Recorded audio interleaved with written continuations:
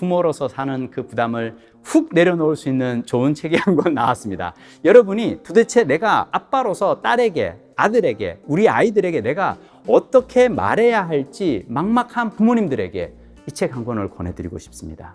책을 읽고 나면요, 아 그래, 우리 아이들에게 이렇게 내가 얘기해 줄 수 있는 현명한 부모가 되면 좋겠다라는 생각이 들 수도 있고요. 그래서 아이들에게 그런 얘기를 해줘도 좋고요. 그런 얘기를 하기에 조금 부담스럽다 생각하시면 이 책을 살짝 아이에게, 내가 말이야 최근에 책 한 권을 읽었는데 어쩜 내가 너에게 해주고 싶은 얘기를 이 사람이 그냥 쫙 나 대신 다 써놨더라 하고 슬쩍 올려놔도 좋고요. 자, 중요한 건 한 2주나 3주 후에 그래서 그 책 읽었니? 라고 확인은 하시면 안 됩니다. 왜냐? 그 답은 책 내용 중에 나오고요. 꼬꼬독 본 영상 중에서 설명해 드리겠습니다. 꼬리에 꼬리는 구독, 꼬꼬독, 좋아요와 구독 부탁드립니다. 저는 직장인으로 일하면서 매년 책 한 권을 씁니다. 제가 책을 쓰는 건 사실 딸들에게 보내는 편지입니다. 그래서 제가 쓰는 그 책들의 내용이 뭐 영어 공부, 글쓰기, 여행의 즐거움에 대한 이유가 바로 거기에 있습니다. 사실 이 딸들에게 이렇게 딸들 직접 앉혀놓고 막 영어 공부를 하는 말, 영어 책 한 권 외워봤니? 매일 아침 써봤니? 이런 얘기를 하잖아요. 그건 잔소리가 되고 오히려 역효과가 날 수 있죠. 아이들에게 미움을 받을 수도 있고요. 저는 딸들에게 그냥 편지를 쓴다는 기분으로 책을 씁니다. 초등학교 6학년인 저희 그 둘째 딸 김민서 양께서는 제 그 책을 읽고 나서 이런 얘기를 하더군요. 아빠, 너무한 거 아니야? 뭐가? 내가 뭘 잘못한 게 있나? 책에 보면 말이야, 언니 이름은 김민지 6번이 나오는데 내 이름은 안 나와. 뭐라고 하는 줄 알아? 늦둥이, 둘째, 막내라고 하지. 김민서라는 내 이름은 몇 번 안 나오더라고. 예. 제 그 책의 집필 의도를 전혀 이분은 파악하지 못하고 계시고요. 예, 여러분, 아이들과 소통을 하는 건 참 쉽지 않습니다. 절대 아빠 뜻대로 아이들이 그대로 다 받아들여 주지도 않고요. 자, 그러면 이럴 때 딸들과 어떻게 대화를 하면 좋을까?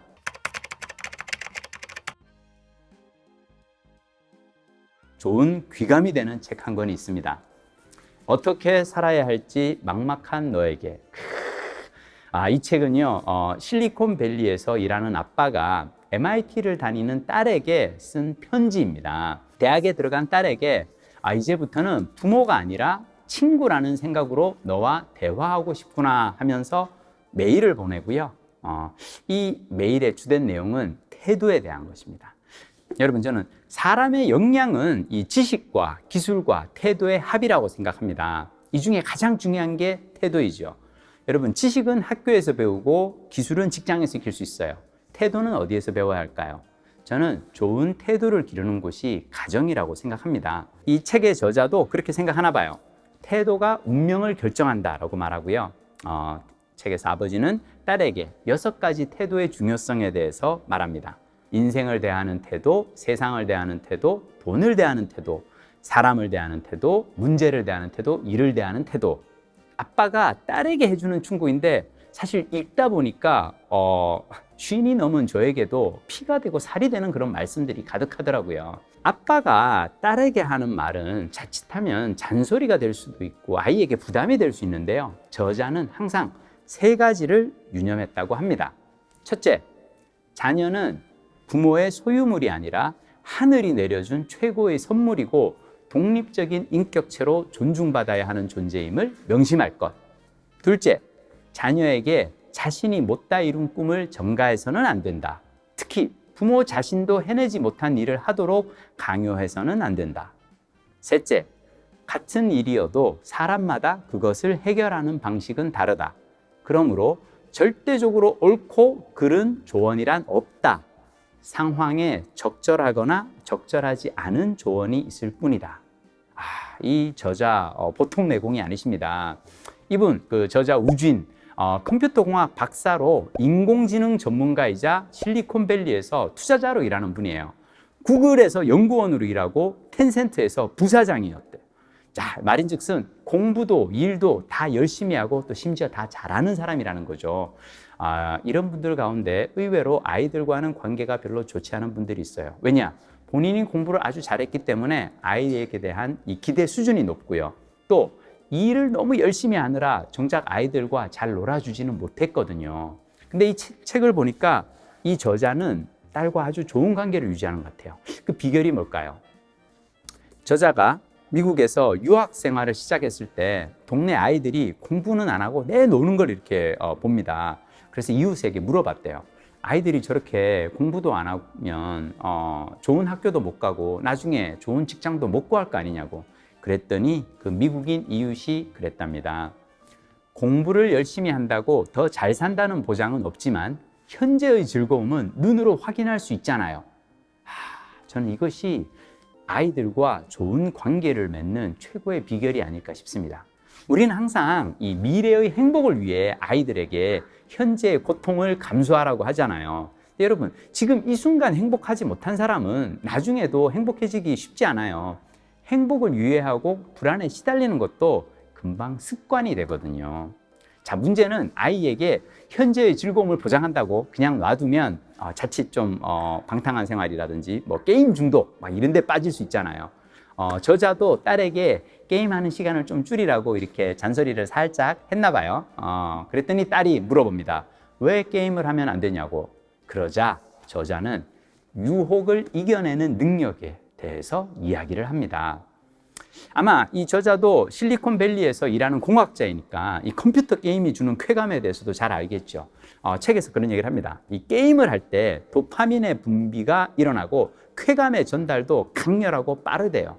그래서 아이들이 쉽게 게임에 중독이 되죠. 자, 단순하고 강렬한 쾌감에 중독되면 다른 일에 흥미를 잃게 되는데요. 마치 마약이 주는 쾌감과 비슷하답니다. 그래서 아버지는 딸에게 유혹을 이기는 능력을 기르는 게 중요하다라고 말을 합니다. 자, 유혹을 이기는 첫 번째 방법은 장기적이고 큰 목표를 세우는 것입니다. 이 저자 우진의 큰딸도 중학교 때 아주 컴퓨터 게임을 즐겨 했대요. 그러다가 어느 날 좋은 대학에 가야겠다는 목표를 세운 다음 게임을 완전히 끊었답니다. 자, 두 번째 방법은 성취감을 느낄 수 있고 보상이 있는 일을 하는 겁니다. 성취감을 느낄 때마다 게임을 할 때 느끼는 그런 비슷한 즐거움을 느낄 수가 있어요. 그런 과정을 통해서 성장할 수 있고요. 저도 딸에게 이 영어 공부라든지 글쓰기, 여행을 권하는데요. 비슷한 이유입니다. 셋 다 성취감을 느끼고 보상을 느낄 수 있는 일이거든요. 즐기는 과정에서 성장하는 기쁨을 맛볼 수 있죠. 자, 이 진로에 대해서 아빠는 딸에게 어떤 조언을 할까요? 돈을 빨리 많이 벌 수 있는 직업은 없다고 말을 합니다. 의사처럼 오랜 기간 꾸준히 돈을 벌 수 있는 직업은 초기에 많은 노력과 투자가 필요하고요. 노력하지 않고도 많은 돈을 벌 수 있는 직업은 설령 있다고 해도 시간이 조금만 지나면 경쟁이 치열해져서 수익이 급격하게 감소한답니다. 미국에서 변호사가 그렇대요. 의대보다 공부는 수월한데 대우가 비슷했기에 몇 년 전까지 미국에서 변호사가 인기 직종이었대요. 그런데 너무 많은 학생들이 로스쿨을 나오는 바람에 요즘은 변호사 자격증을 따고도 큰 돈을 벌기가 어려워졌답니다. 자, 그래서 직업을 구할 때는 눈앞의 이익보다 높은 목표를 세우고 높은 경지의 삶을 추구하는 편이 좋다고 얘기를 하는군요. 관계가 어려운 딸에게 사람을 대하는 태도에 대해서도 글을 씁니다.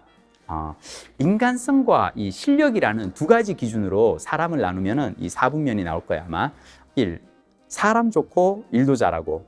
2. 사람은 별로인데 일을 잘하고. 3. 사람은 좋은데 일을 잘 못하고. 4. 사람도 별로고 일도 못하는 이런 1, 2, 3, 4 네 가지 유형의 사람이 나오겠죠. 근데 재미난 건 이 저자가 뭐 일에 대해서는 별로 충고할 게 없습니다. 사람도 좋고 일도 잘하는 사람이라면 무조건 친하게 지내야 되니까요. 그리고 이 저자는 4번에 대해서는 별로 걱정을 하지 않아도 된다고 얘기를 합니다. 왜냐? 살다 보면은 일도 못하고 사람도 별로인 사람을 만날 경우가 별로 없다고 얘기를 하는 거죠.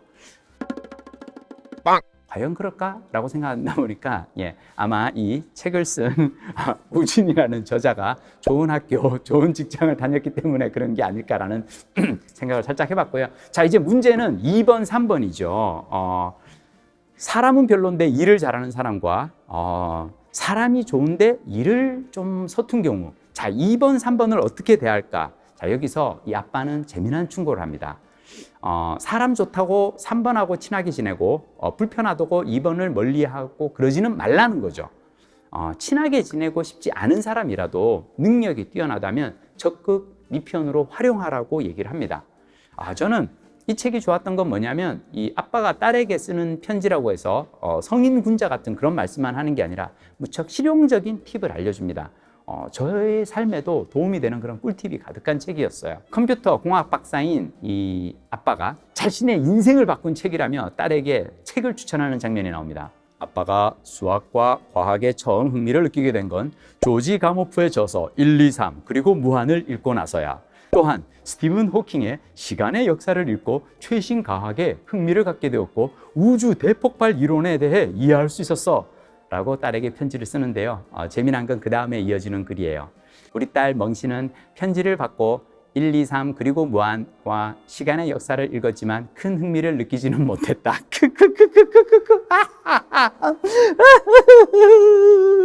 여러분, 이게 부모예요. 부모가 아무리 좋은 거, 야 이거 너무 좋아 라고 해도 아이가 나는 별로던데 라고 할 수 있는 거예요. 자, 중요한 건 여러분, 이걸 받아들일 수 있어야 됩니다.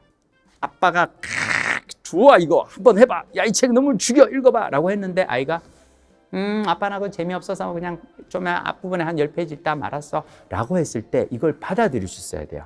이걸 못 받아들이잖아요. 야 아빠가 좋은 책이라고 나한테 사서 주고 막 이렇게 했는데 이거를 이렇게 되면은 상호적인 어떤 관계가 아니라 일방적인 관계가 되고요. 이런 관계는 지속 가능하지 않습니다. 여러분, 부모와 자식의 관계는 지속 가능성이 중요합니다. 어차피 평생을 가는 관계인데 금세 이렇게 서로 피곤하고 막 이렇게 힘들게 하지는 말아야죠. 저와 민지는 서로에게 책을 권해주는 그런 사이인데요. 읽때 권해주는 건 우리의 자유이지만 읽고 읽지 않고는 상대방의 자유라는 걸 인정해 줍니다. 기껏 권해줬는데 야 기껏 내가 저기 교보문고 가져가지고 이렇게 사왔는데 야 네가 그 책을 안 읽어? 라고 불쾌해하면 그 다음부터는 그 사람하고는 책에 대해서 이야기 자체를 안 하게 됩니다. 독서의 즐거움은 자발성에서 나옵니다. 추천을 하는 것도 자유, 읽는 것도 자유예요. 그래야 이 자유를 존중해줘야 부모와 자식의 관계가 건강합니다. 자, 딸들에게 이렇게 인생을 사는 태도에 대해서 조목조목 편지를 쓰는 아빠. 와, 정말 멋있네요. 이 책은 수능이 끝나는 날 큰딸 민지 책상 위에 5곳이 올려놓을 겁니다. 아빠가 강력 추천한 책이라니 한번 읽어봐야겠다라는 마음이 민지에게 이는 것, 민지가 그런 마음이 들도록 하는 것, 그게 제 삶의 목표입니다. 아빠가 딸에게 해주고 싶은 보석 같은 이야기들이 가득 담긴 책이에요. 세상에서 제일 사랑하는 사람에게 해주고 싶은 이야기들이 가득 담긴 책이라면 무슨 얘기일까요? 인생을 살아가는 우리 모두에게 필요한 그런 조언과 충고가 가득한 책이라는 겁니다. 모든 부모와 자식 모두에게 권해주고 싶은 그런 책입니다.